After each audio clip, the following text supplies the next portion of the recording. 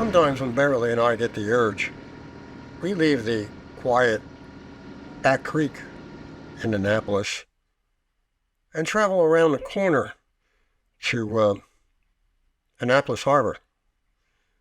It's a quick ride around Eastport. Outside the harbor, you'll find boats that are 55 feet or more anchored out because they're not allowed to use the mooring balls inside Annapolis Harbor.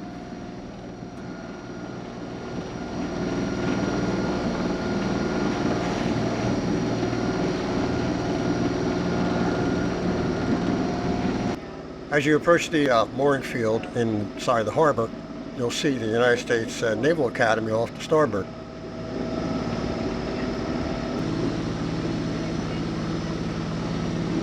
Here we spotted our local Naptown Tiki Club bar boat, a real popular attraction these days. Be careful, dear. Give me a chance. I will. I'll give you all the chance in the world. If it doesn't work, we'll go to a board and do it again. My first mate always gets a little nervous about picking up a mooring ball, and who's to blame her? Everybody's out there watching for your mistakes. As we pass one of the harbor fuel docks on the starboard side, I'm looking toward port, toward the mooring field. A lot of people pick up the outside mooring balls first in the field, leaving the inside mooring balls open. So when you get there late, when there's a lot of boats, you have to kind of wend your way through the boats already on the balls, being careful not to hit anybody, of course.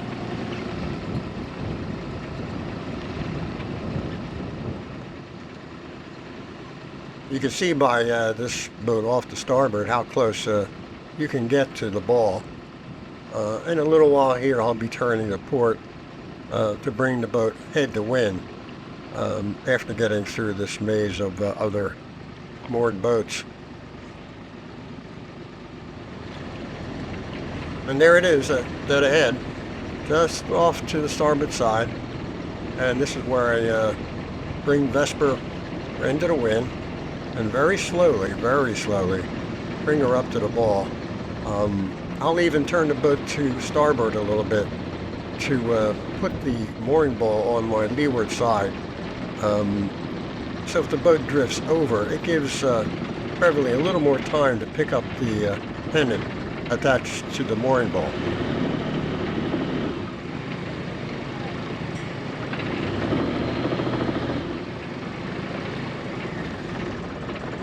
Got it? Yeah. Okay.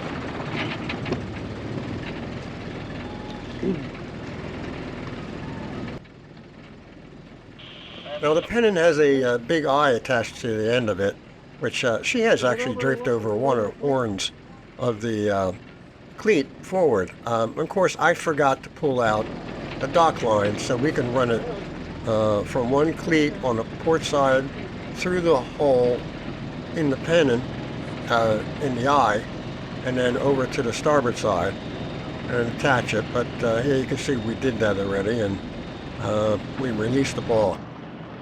And there it is, mooring ball lucky number 7.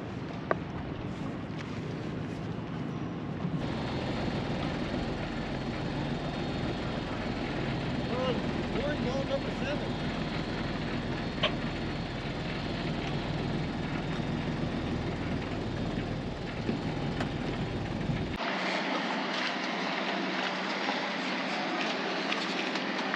Wait, we're on a mooring ball, right? We're not sailing, are we? Things got a little rocky at Annapolis Harbor the rest of that afternoon, but I think it calmed down later on.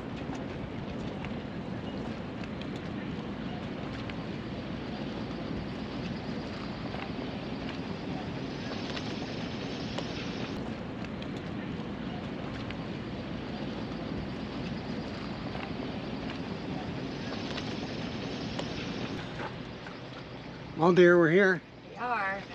Annapolis Harbor. Yep. Picked up that mooring ball pretty easily.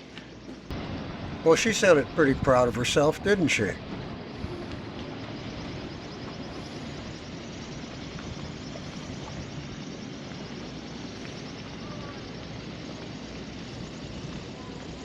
And this is one of the reasons why we like to moor out in Annapolis Harbor sometime.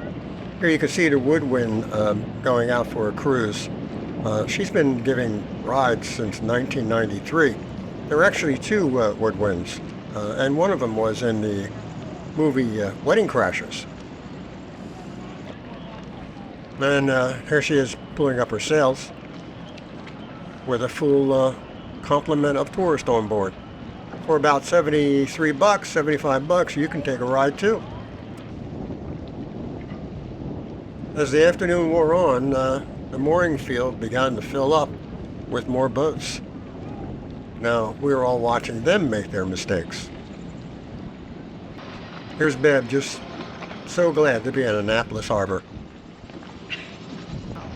You'll often find some of the smaller J-boats cruising in and amongst the moored boats in the harbor. Something that's kind of cool to watch. I've never actually seen them hit anybody, but I imagine that's always a possibility. I wouldn't try anything like this on your second day of sailing.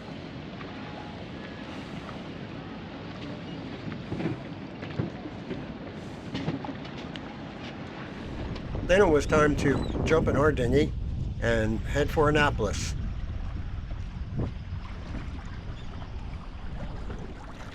Hi, Vesper. Don't go away. Pretty boat. Gosh, you can hardly see anything.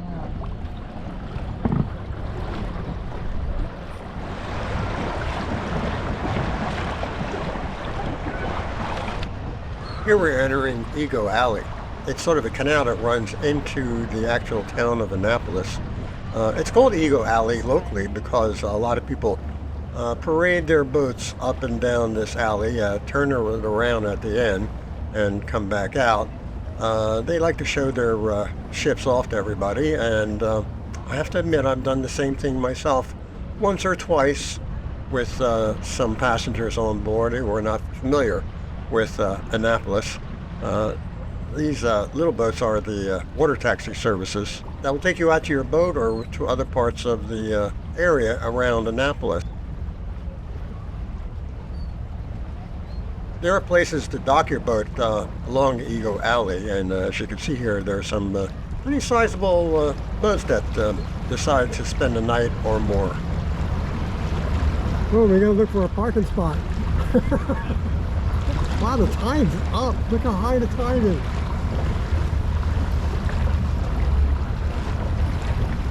So this guy looks like Is he leaving or coming? hold on, I can't quite tell. The dinghy dock area at the end of Ego Alley I think he's can get leaving. quite crowded sometimes, especially on a But weekend. there's, Sometimes making it difficult to find a place to tie up to. How about over there next to that pole?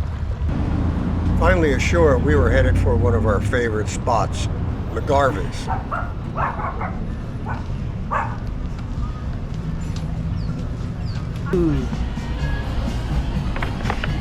What did I say I was gonna get? An appetizer? If you're ever in McGarvey's, try their local brew called the Aviator. It's pretty good. That is very My strange. wife likes to put ice in her wine. She likes very cold wine, which just seems really wrong to me. Whoever's in charge of the vineyard would be crying right now. makes it nice and And we have the mussels and white wine sauce. A little bread and Old Bay and butter on the side. The fries go with mussels. Right. Fries look good here. I might have to have a fry with my mussels.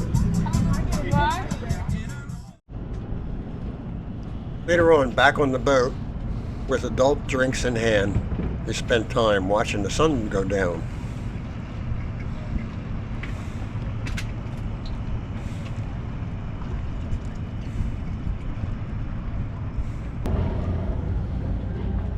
Soon the town took on a nice warm glow with the sounds of bar music drifting across the harbor. The swells calmed down, which afforded us a good night's sleep that evening. We love Annapolis.